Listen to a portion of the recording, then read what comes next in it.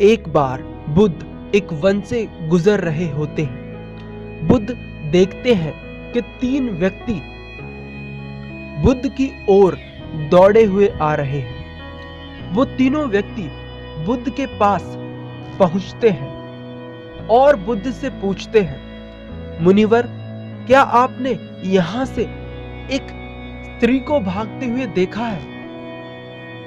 बुद्ध कहते हैं, नहीं, मैंने तो यहां से किसी भी स्त्री को भागते नहीं देखा। बुद्ध कहते हैं, परंतु आप तीनों इतने परेशान क्यों हैं? वे तीनों व्यक्ति कहते हैं, वह स्त्री एक डायन थी, वह हमारा सारा धन लेकर भाग गई। बुद्ध कहते हैं, अकारण ही वह तुम्हारा सारा धन लेकर भाग गई? वो तीनों व्यक्ति कहते हैं, अकारण तो नहीं, हम उसे आमोद प्रमोद के लिए लाए थे, परंतु उसने हमें मदिरा पिलाकर बेसुध कर दिया, जिसके बाद उसने हमारा सारा धन चुरा लिया और वहां से भाग गई।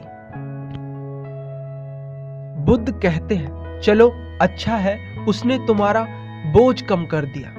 उन तीनों व्यक्तियों में से एक व्यक्ति को क्रोध आ जाता है और वो बुद्ध से कहता है, अरे तुम हमारा उपहास उड़ा रहे हो, तुम्हें पता भी है वह धन कितना था?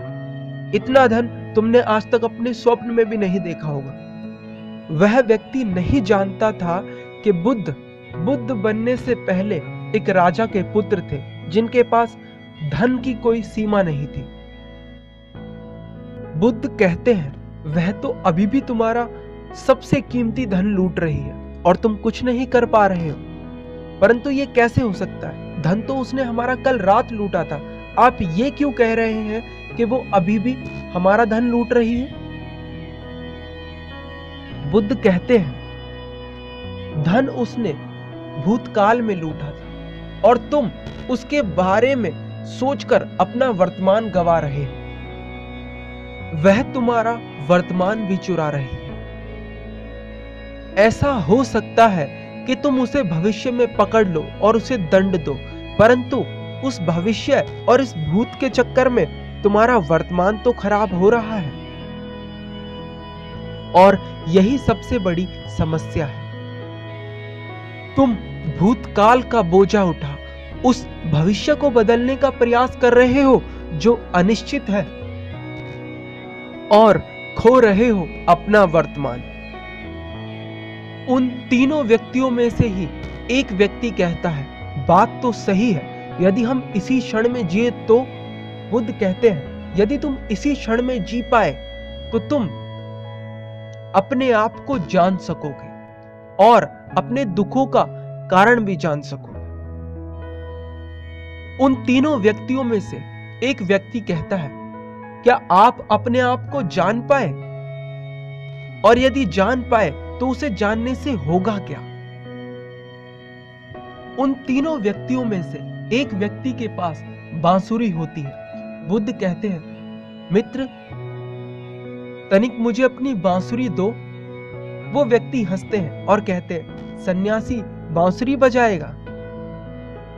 बुद्ध बांसुरी लेते हैं और बजाना प्रारंभ करते हैं। जैसे ही बुद्ध बांसुरी बजाना शुरू करते हैं, आसपास के सभी पक्षी पेड़ पौधे छोड़कर बुद्ध के पास आकर बैठ जाते हैं और वो तीनों व्यक्ति भी बुद्ध की बांसुरी की धुन में पूरी तरह से खो जाते हैं। बुद्ध बांसुरी बजाना बंद करते हैं, परंतु अभी भी वो तीनों व्यक्ति बुद्ध को एकटक देखे जा रहे हैं, क्योंकि इससे पहले उन्होंने इतनी मधुर बांसुरी कभी नहीं सुनी थी।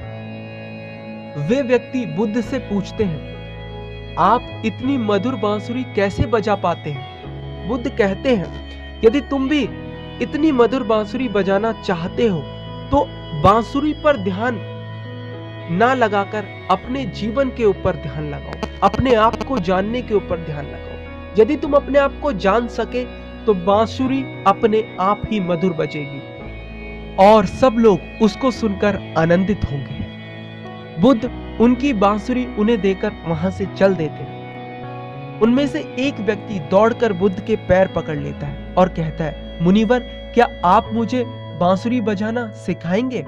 बुद्ध कहते हैं, अवश्य, परंतु मैं तुम्हारा सारा अहंकार छीन लूंगा। और वह व्यक्ति बुद्ध का शिष्य बन जाता है। उन तीनों व्यक्तियों की ही तरह आप भी अपना सबसे कीमती धन खो रहे हैं और हर क्षण गरीब हो रहे हैं। वो धन है आपका समय, वो धन है आपका वर्तमान, जो आप भूत और भविष्य के चक्कर में खो रहे हैं। धन्यवाद।